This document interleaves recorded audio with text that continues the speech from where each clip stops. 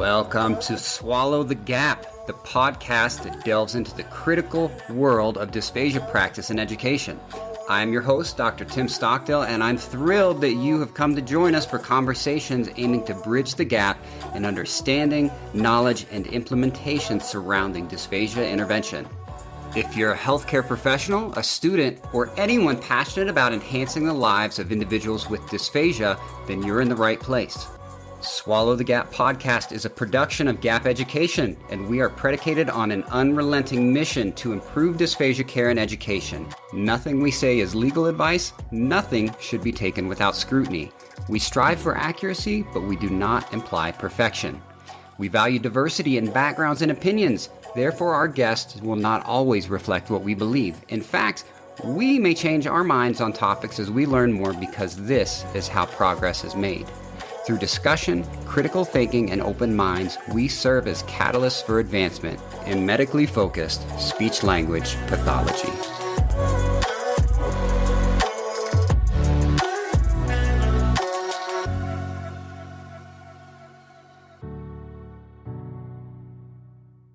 Dr. Robison, thank you so much for joining us today.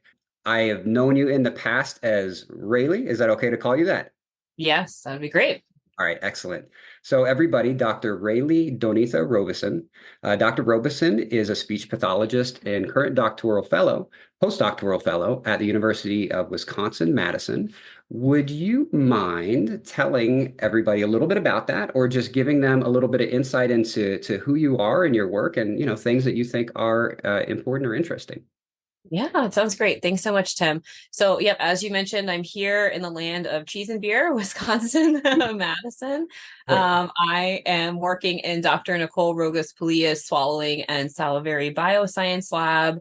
I've also been very, very fortunate over the past year to become an affiliate member of the UW Center for Health Disparities Research, or the Cheddar Center, like we like to call it here, the land of cheese Nice. and beer. Yeah. So I have a postdoctoral project that's going on right now where I'm looking at frailty and swallowing.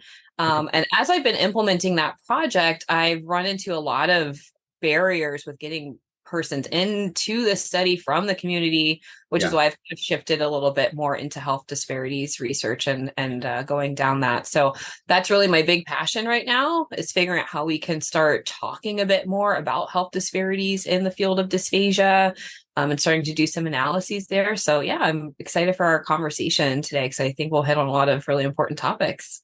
Yeah, absolutely. And it seems like the idea of health disparities or certain cultural disparities are things that kind of come and go. Like they get a lot of attention and then people kind of forget about them. And so actually, this is pretty quick, but that article that you sent me really makes me think about that. This idea, and please correct me because you are much more grounded in this topic, but the idea of health equity tourism. Right. So the article, Health Equity Tourism, Ravaging the Justice Landscape. Let me kind of throw it over to you. Would you mind kind of giving me the idea of like what health equity tourism is? Yeah. So I think you've already done a great job touching on at least one piece of it, but it's just this idea that at certain times there's momentum in the field of research, that certain things become kind of hot things to study versus other times where the pendulum swings in a different direction. And so in this field of health disparities right now, I would say, it's a very hot topic that started in 2020, where the world was kind of going through a lot of things. A lot of these inequities became apparent. And oftentimes what happens is that people that are well-funded and, honestly, oftentimes white researchers, they kind of parachute in to the field of health equity, health disparities, and they get really excited. They want to start looking at different outcome measures, and they become this health equity tourist. They're taking in all the sites, doing all the things. And then they do their analysis and then they leave these communities. And, it kind of further disadvantages individuals because on the one hand, it's like they've been taken advantage of because the researcher got what they wanted, but the communities weren't necessarily set up in the long term to have the supports and resources that they need or benefited from the research in any sort of way. Sometimes too, if you don't have that background and you're kind of just coming in and doing these analysis and using these terms that you're not super familiar with, sometimes what ends up happening is that you end up putting research out there that reinforces negative stereotypes about certain individuals. So we see a lot of things where it's like, we did this analysis between these two racial groups and we found one, had differences in the other. And then it kind of reinforces that maybe that racial or ethnic group is kind of lesser than the other group. And so it ends up, the terms that they use in the paper, which I really like, is this idea of that it pollutes the field and it dilutes the field. And then oftentimes once those researchers move on to their next thing, those researchers that have been there for a while studying these things then end up having to like clean up after the tourists, right? Just like you would see in any other type of tourist kind of situation. So I think it's a really important concept. I struggle with it in the sense that, on the one hand, we do need more people doing the research, but then how do you find that balance to make sure that you are coming at it from this way that's well-intentioned and that you don't end up being a health equity tourist? So more in there for the long term, the right intentions to actually help and make a difference rather than just advancing your career. Yes, exactly. I mean, everything I've learned about being out in communities and doing community engaged research and doing health disparities research, really the end goal of that should be empowering those communities to be set up for the long term, like you're saying. So that might look like something like setting up a clinical care pathway in the long term, or, getting some sort of food bank or something set up in the long term. Like it's all about really giving back to those communities, figuring out what they need. And it really should be their needs and, kind of hopes and dreams being set up versus, you just getting that next grant or that publication. So it's a huge, huge consideration. And before I went into health disparities and started, doing this type of research, I probably took about a year where I was just thinking to myself, do I really want to do this? Do I really want to do this? Because I knew that I had to have longevity if I wanted to go and make this transition. So it's not something people should take lightly, but at the same time, like I said, it's a bit of a conundrum for me because I want to see more people at the same time doing this work too. Yeah. And so in the bridge from being a speech language pathologist, being someone who really focuses on dysphagia, and I remember just so you spoke at a conference, the Hard to Swallow, a Catalyst for Change in Dysphagia Management conference. It was, 2021 or 22. I think it was 2021. Yeah. And I remember my boss, I'm gonna put her out there, or well, one of my bosses, Wendy Chase, shooting me a text message and just being like, Raele is phenomenal. and I was like, yep, like this is just such great stuff, because it was really focused on nutrition and putting information out there about homeostasis, how our energy reserves wane over time and how that can affect the clinical picture in Yeah. working with patients with dysphagia, and not really something that we get enough education on. And since I've tried to incorporate it like into my classes and stuff, but still I would like to, point everyone that direction. But it was really incredible. And so how are you incorporating your background, or are you like prying on those strengths that you have and bridging over in kind of this transition of where your research is focused? Yeah, that's a great question. And oh man, that conference was just so much fun. It's probably one of the best conferences I've ever been to. Like it's just amazing. And it's like one of the first things I did post pandemic too. Yeah. So it was like, like we get to. It makes it so much better. But I'm sorry, I gotta like interrupt you for just a second.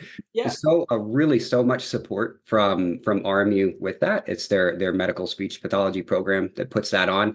It was my idea years ago, but I could have never, ever made it even a fraction of what it was without their support, throwing a lot of support behind me, believing it in that idea. And they're still asking me to, I'm not working there full time right now, and they still asked me to host it this year. And so I'm just really thankful for that. And that's kind of, so just quick plug really quick. So the webinars Gap Education, I made this company, and that is what this podcast is with, Swallow the Gap, right?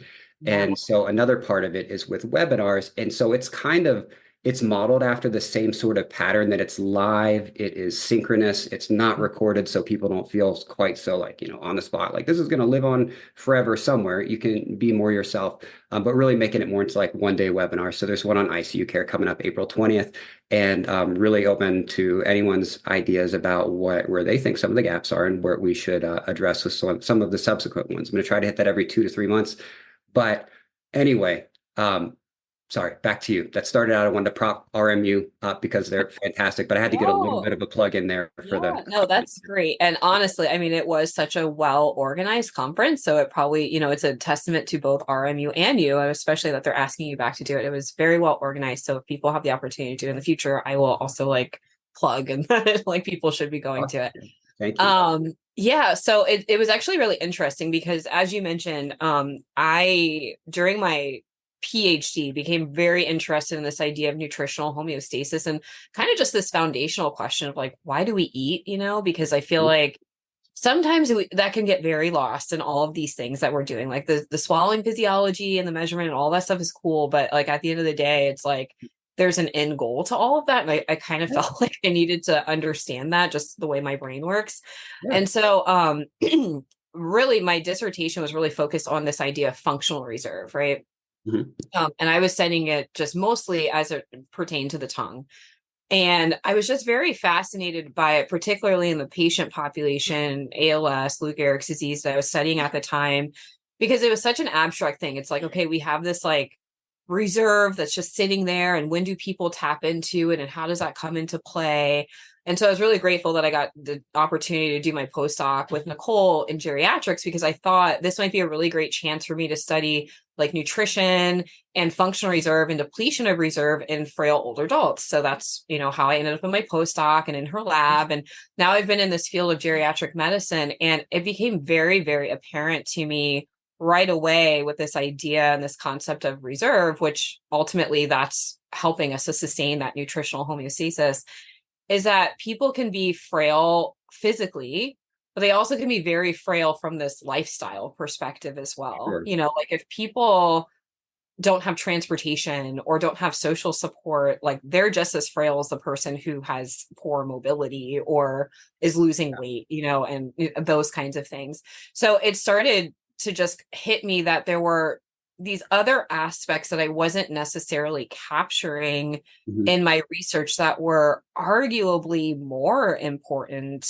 to understanding, okay, like if somebody is in this situation and they are a frail older adult and they have no support system, like, is that situation very different than somebody who is a frail older adult who's in like a very resourced nursing home where they have like tons of support? Like, not saying that those individuals aren't experiencing challenges, but like that's a very different kind of challenge. And so I started to just really realize that I needed to be contextualizing some of the stuff that I was doing in my own research by considering some of these other social determinants of health. So it's been this interesting trajectory, but I really got into this because of, like you said, it really started with that whole wanting to understand the nutritional homeostasis piece.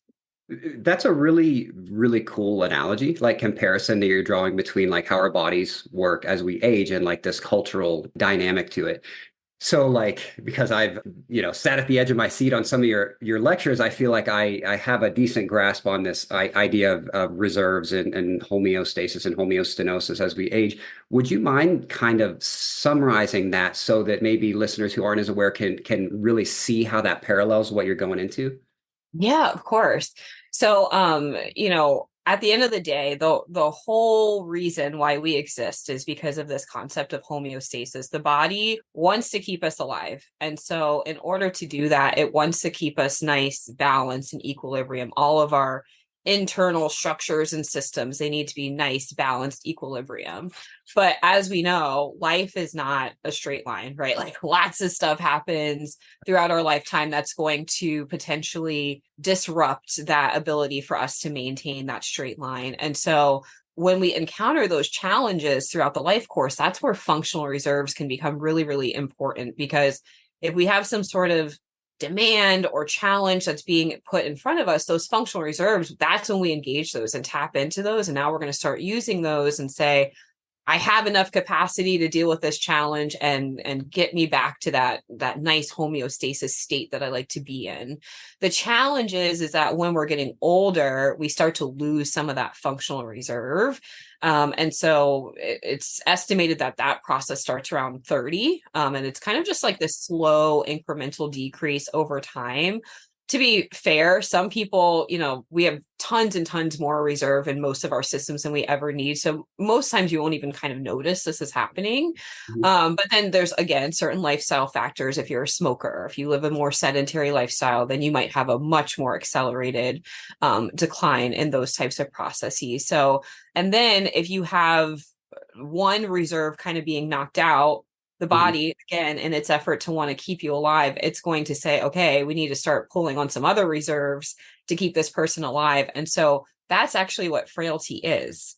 Frailty is the state where you have no more reserves to pull from, not necessarily because they've disappeared, but because they're being used to sustain yourself. They are going towards other functions within your body. And so now you're in this frail, vulnerable state because you have nothing else to draw from. And if you get some new type of challenge, that's why it's really hard for frail older adults to overcome that challenge, is because they really have nothing in the tank to fight with. So that's why I think it's so interesting thinking about it. Why I always thought it was so interesting thinking about it from the swallowing perspective, because I don't really feel like we have great research in our field to really understand how much you can lose before it becomes a problem. Okay. And that was something I had hoped I could maybe get out in my dissertation, but I was working in a patient population, ALS, and that's hard because it's so rapid. But that's the one burning question that I think if anyone has an interest in functional reserve, that's what we need to figure out, is how much can someone lose before it really starts to impact their swallowing. Yeah. And so I have that question a lot because I know that it exists. And so if I'm in the intensive care unit and somebody comes in, maybe they're 70 years old, right? And so they have XYZ, like a few different health problems going on. And so I'm trying to think of prognosis. So they have I can't even think of an example. Maybe they have a COPD exacerbation or something that is making their dysphagia worse or causing them to have dysphagia or whatever. But how much is there them pulling, them having fewer reserves because they're older.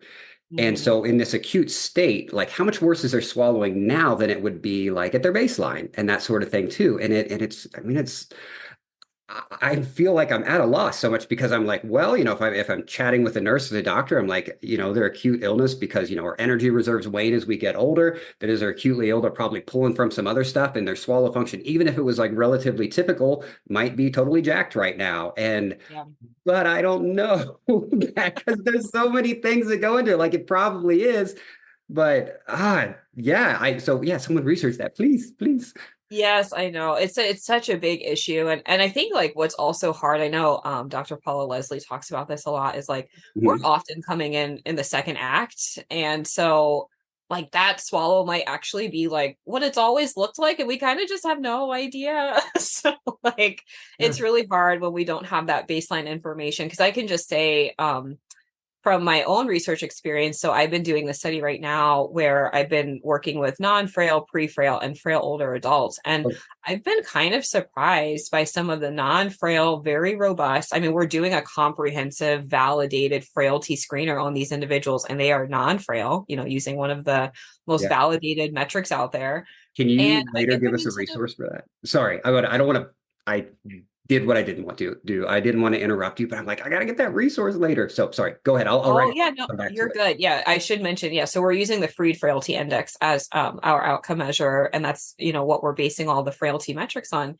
And it's been very interesting to me because I have some of these robust, non-frail older adults who are very active coming in, and then when I get them in the fluoro suite, I mean, they're penetrating, they have residue, and I did see at least one case of aspiration, and I'm kind of what does this mean? And I think that's what's, and it's hard for me because at the end of that, I like to give them a, summary of this is what we saw, on your swallow study. We have to be careful, obviously, because we're there for research and not clinic. And I'll just, say like, if I thought this was a problem, I would maybe try to get you set up with speech pathologist. Yeah. But what do you do in this case where it's a healthy person that maybe has changes that's presbyphagia, but maybe it's something more, but it's not bothering them, and they're walking around, they're going to the gym, they're living their life. Like, do I bring up that now and say this might actually be an issue? Like, it's a hard. I have grappled with this so much. Well, that's a great point, because it's like they're fine now, but I've in the past have counseled individuals like, this isn't what I would consider to be typical based upon what I know, but it seems very functional for what you need. However, if you get COVID or if you get something else and are hospitalized, you might want to keep a special eye on this because of how your body juggles reserves and whatnot. Yeah. No, yeah, that's a huge consideration. And that's what I've kind of told them. I'm like, at least we have a baseline now, but it would be interesting to follow that group of people to see if like they ever did, God forbid, but get some sort of like stroke or something else that would be, and would they be the ones then that would end up with that kind of cascade? But then again, you're looking at them and you're like, okay, now they have dysphagia and like, but then a lot of the providers probably wouldn't know that like, actually this is what their swallow has looked like for a long time. Yeah. So. Confirmation bias, you get what you're looking for then when you're looking for dysphagia. Exactly. Yeah, there's so much to that, but I can, to me, I believe I was following like where you were going with that. So in the idea that when, if you're older, you have a lower level of reserves, and your body pulls from those reserves to keep you alive to the things that are really essential, breathing, heart function, that sort of thing. But it might mess with your swallow for a while because as essential as it is, it's not pumping blood, right? Your pharynx isn't squeezing and contracting, pumping blood through your body. And so the idea with like these cultural disparities, if I'm understanding it, is that I'm almost thinking of like Maslow's hierarchy of needs, and you get like self-actualization at the top. But before that, like you've got to feel safe, you've got to have food, you've got to have all these other things. And so like if somebody is expending so much of their resources just to keep that platform of stability and food and health, that kind of thing, that it can be a lot harder to fulfill some of these other things, whereas somebody who's born into a different life with more wealth or maybe more integrated in with the mainstream culture, they've got a lot more of those reserves to back into. I don't know, for maybe way oversimplification. Like if I get in bad shape, I might call my mom, like, "Hey, mom, can you give me a couple $100 and I'll maybe pay you back." But it's not, not everybody has that privilege. Am I following? Is that the direction that you're? Yeah, no, I think that's a really, really great way to think about this. So my research that I do right now, we are trying to root it in a couple of different frameworks to just think about disparities. The reason why we're using these frameworks is because unfortunately there is not a lot of literature to pull from in the field of dysphagia and disparities, but it has been very well studied in other fields. So we're using frameworks that have kind of been validated in other fields. And one of the most interesting bodies of literature that I think is available is has been done by these two researchers, Link and Phelan. And so all the way back in 1995, and this is research that has continued to this day, and this theory has still held up, but they came up with this theory called the fundamental causes theory. Okay. And the fundamental causes theory has looked at this persistent association between people that have low socioeconomic status and increased mortality risk. And what's interesting, they've done decades and decades of research on this. And originally it was thought that this association was because of things like crowded housing conditions leading to unsanitary conditions, that then that's where the risk was came from. Yeah.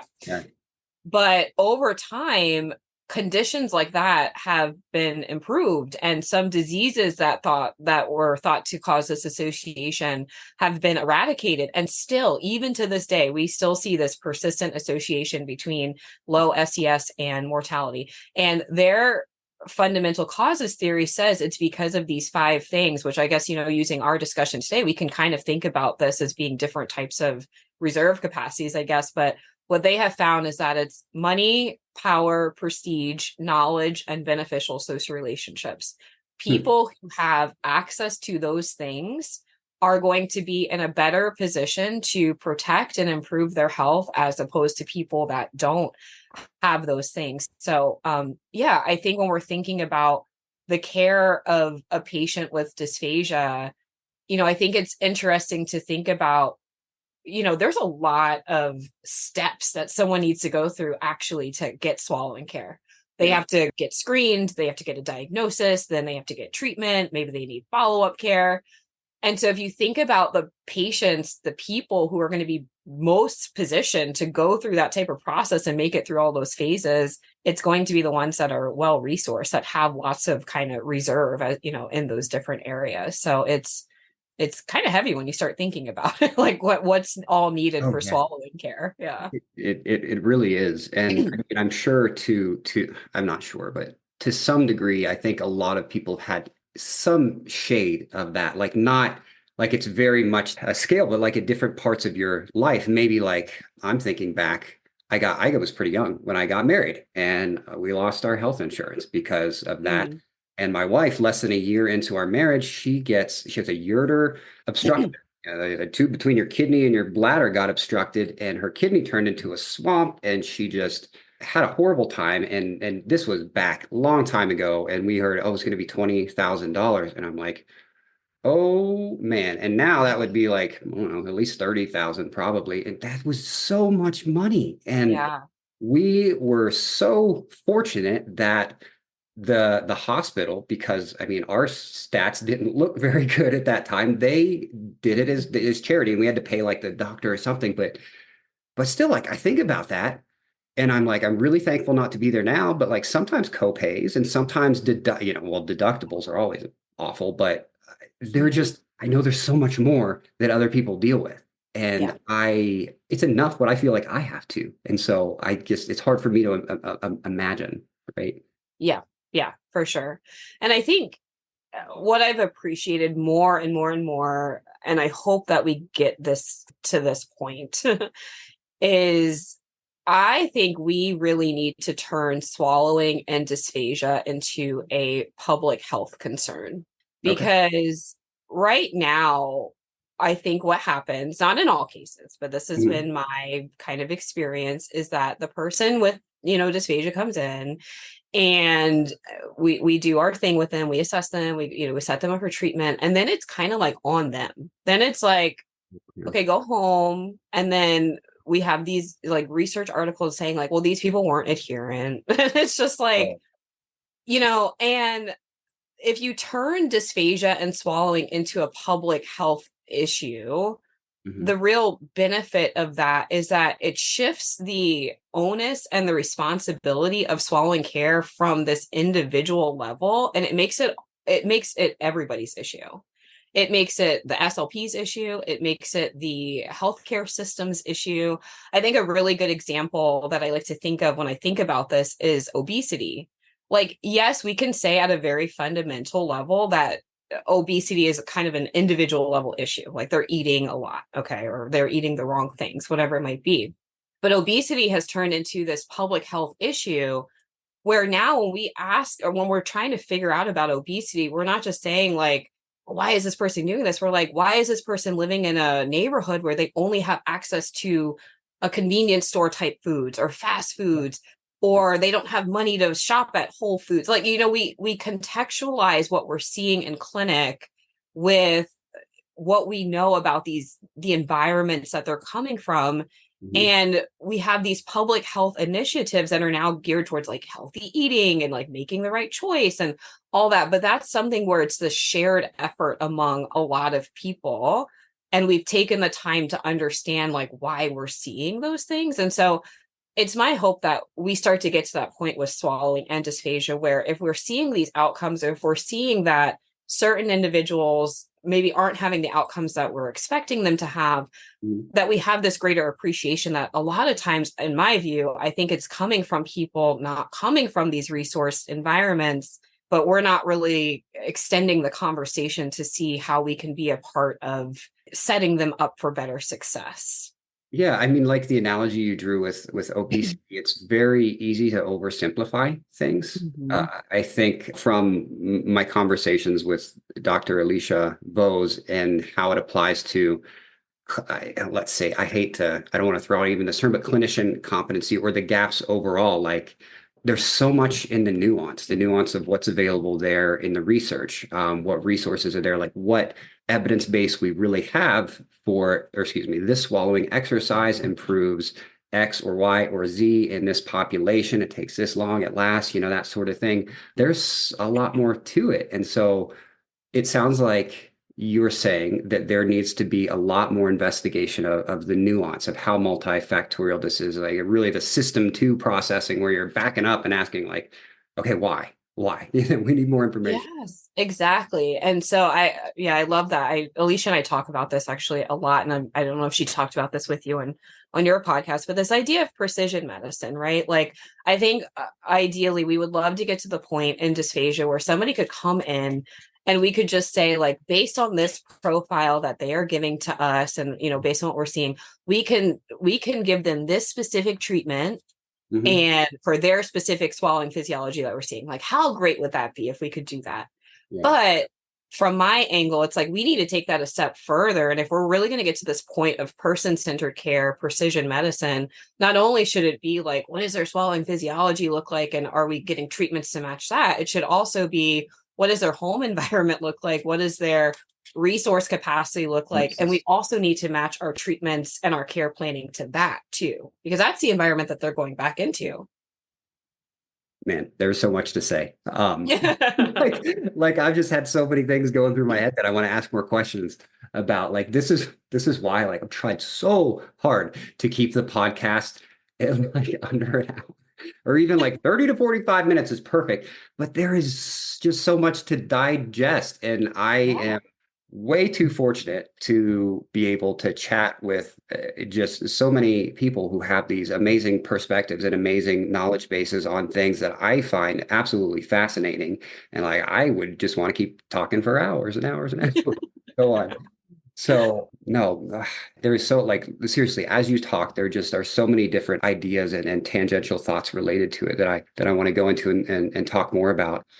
As we kind of get closer, right? We don't have to wrap up right now, but as we get closer to that, is there anything that you want to put out there to either to bring that full circle or to say like, this is what you can do, or this is what you can push for, or we can do as a profession? Yeah, I think that's great. So, I think the overall thing I would say is that our field, and when I say our field, I'm speaking specifically about the subfield of dysphagia, because I actually think that there are other aspects of the field of SLP more broadly that do help disparities pretty well. So when I'm talking about our field, I'm talking about dysphagia. I just want to, clarify.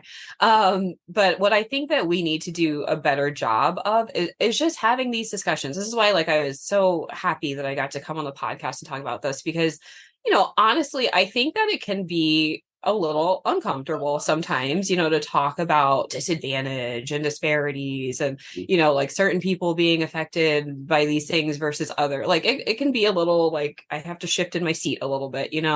Um, but I'm very grateful to be now a little bit more integrated in stuff like the field of geriatric medicine, where it's at the forefront of everything they do, like, and I go to their conferences and they're like, okay, like we're going to talk about, like structural racism and, like systemic racism and how it's affecting our ability to do our jobs and go. And like, there's no, like, it's just so commonplace that people, because the Yeah. reality is that these things are happening, right? Like, Mhm. structural and systemic racism happen right now. We're dealing with inflation. People are poor, people are unhoused. Like, we have to get comfortable talking about things that are real and happening around us. So I think that's like fundamental. That's where we need to get to. I think that in the spirit of that, if we get more comfortable talking about these things informally with our colleagues, around what do they say, around the cooler in the kitchen or whatever in our rehab Oh, the water departments, whatever. cooler, water The cooler. water cooler. That's right. I knew it was like some sort of like kitchen cooler and water cooler. Yes. They'll hang If out in we the get, kitchen. yes. So if we get more comfortable doing that, then how much more comfortable will we then be talking about these things with our patients? And it doesn't have to be like an interrogation of our patients. It could just be, I would like you to come back to clinic in 6 months. Do you have a ride, or do I need to, see if we can get you set up with medical transport? It doesn't have to be a whole thing. But we won't get comfortable having those types of discussions if we're not even comfortable talking about it, at home with ourselves and in this little field of dysphagia. So we really need to work on that. But then I like to acknowledge that all of this will kind of be a moot point if our healthcare systems then don't support those types of discussions and don't really support what we need to be doing as SLPs. So it would be great if more healthcare systems could move towards this model where social determinants of health risks are flagged in the EHR, or if there's not so many, productivity requirements and we actually have time to engage in these types of discussions. And if we could just have more kind of like multidisciplinary care teams established for swallowing where we're actually able to work in those types of models. So just like this is a multifaceted issue with trying to think about these disparities in the multiple levels that they're operating on, the solutions are multifaceted as well and have to work on all of these different levels. You broke that down very eloquently. Like that question was on the fly, but just very systematically went through those 3 points. That's excellent. Easier said than done. Yes. Well, yeah, but it's like the first point that you made about things becoming more comfortable. Yeah. Or things being uncomfortable initially. Like you look at the kind of a cross section of our field, and it's very I want to say homogeneous. Homogeneous sounds weird. I mispronounce it for my life. Homogeneous. It's very, homogeneous overall. So for me, as a white male coming onto this show and talking about something that's incredibly important, but also is something that I haven't experienced, that it's not the easiest conversation. You've made it very easy. Thank you. By the way. You're welcome. Yeah. But at the same time, we've got to get comfortable with being uncomfortable. And if I'm paralleling this with other experiences, other things that are uncomfortable, public speaking, whatever it is, something that doesn't make you, that's difficult, the more you do it and the more you talk about it, the more natural and secondhand it becomes. So like, I don't think, even if this feels very uncomfortable to somebody right now, I think if you keep talking about it, that it's not going to continue to feel that uncomfortable, and you're going to potentially do so much good. That's one of the things I wanted to circle back in. No, I think that's a really important thing because, the literature and stuff that I read now and some of the conversations that I'm engaged in now, they're hard, and we're talking about some really, heavy stuff, and it can kind of get to you sometimes. But the way I always think about this is, we are a helping profession, right? Like I think a lot of us wanted to become speech language pathologists because we ultimately care very deeply about patients and humans and wanting them to be okay. And for a lot of these socially disadvantaged groups, like they're uncomfortable 24/7, right? Like they are maybe not going back into the best situation or coming from that situation. So I tell people, I'm like, I'm okay with you and me being uncomfortable for 5-10 minutes because our patients that are dealing with these issues are uncomfortable much longer than that. So we're going to be okay. But I agree with you that, and that's why I think it's good if we just start like pulling up the rug and just having just having the conversations and like doing that over and over. It's like you said, it'll get easier over time. It was uncomfortable the first time I drove a car. I messed up the gas brake and the brake, but like now I can drive because I do it all the time, and it's like exposure and you just get more comfortable. So, I think it's something that people should really welcome, even if it's, something that you, like you said, you don't maybe necessarily have the experience yourself, but be like, okay, I could learn from this, right? I maybe need to listen to this. Yeah. Yeah. This is certainly a gap. Podcast is really predicated on gaps. And so the theme that I try to reinforce throughout all of this is we're not like looking under the rug and trying to find these gaps so we can be like, shame on you, shame. Yeah. You just want to make it better. right? And if you don't talk about what's there, you're not going to be able to figure out how to make it better, just like by pretending everything's fine. So Yeah. No, that's such a huge point, is like, it's frustrating on some levels that, like, again, like I said, like there's not a lot of research that's been done in our field specifically about this. But and so when you think about that, it's like, why would at this point clinicians know to have those conversations? Like, there's no framework, there's no standard protocol or way of thinking about this in our field. Like, we don't have enough even built out for people to go on yet. So yeah, it's certainly, I think we all could do better. You know what I mean? Like, I think there needs to be more research. I think there needs to be more things happening in clinic and things like that. But it just needs to start. I just think that we're kind of revving up, but we need to just go. We need to get there. So take the first step, make it happen. Very cool. Well, Raele, this was no joke. It was an absolute pleasure. And this entire conversation has just been one of the most meaningful conversations that I've had in a long time. And so I hope it's just not all about the feels. I hope it's like, actually do something about it. And so that's just, I love what we get from speaking with people, discussing things from different backgrounds, because you mentioned there's not like a plethora of research out there, but how do you get ideas for research? You start it with a conversation or a question. And the more people you get, the more perspectives you get, and the more backgrounds, and you're like, okay, then you can start prioritizing these things and like, let's see what we can do. And so that is such an integral part of just chatting. And I hope that it encourages people listening to talk amongst themselves, to reach out to you, to reach out to others. If anyone wants to get in touch with you, what is the best way to do that? Yeah, so probably the best way to reach me is email. And so, Tim, I don't know if you can like share my email on the podcast notes or somehow, or how I can get that to people. But I can, I guess, spell it out now. It's rrobison@wisc.edu. I think my contact information is also, if you look up the Swallowing and Salivary Bioscience Lab, you can find me on there as well. I am kind of like a weird academic, and I'm not really doing the social media thing right now, but but follow our lab, Swallowing and Salivary Bioscience Lab, and we're doing some really, really cool community engaged and other types of research up here too. So excellent. So cool. All right. Well, lovely seeing you again. Any parting words at all? I mean, you've said so much already, so I'll put you one last time. Anything else you want to leave people with? Yeah, I guess this will be like a shameless, selfless plug, but if people want to learn more about this, I think, have a paper that's getting accepted at AJSLP. They just wanted minor revision, so it should be hopefully in the literature soon. But we talk a little bit more about these types of considerations and just kind of setting the stage for where we feel like the field needs to go next. So, as that research starts coming out, I would love to just like start having more conversations and connecting with people that are interested in doing this work. So.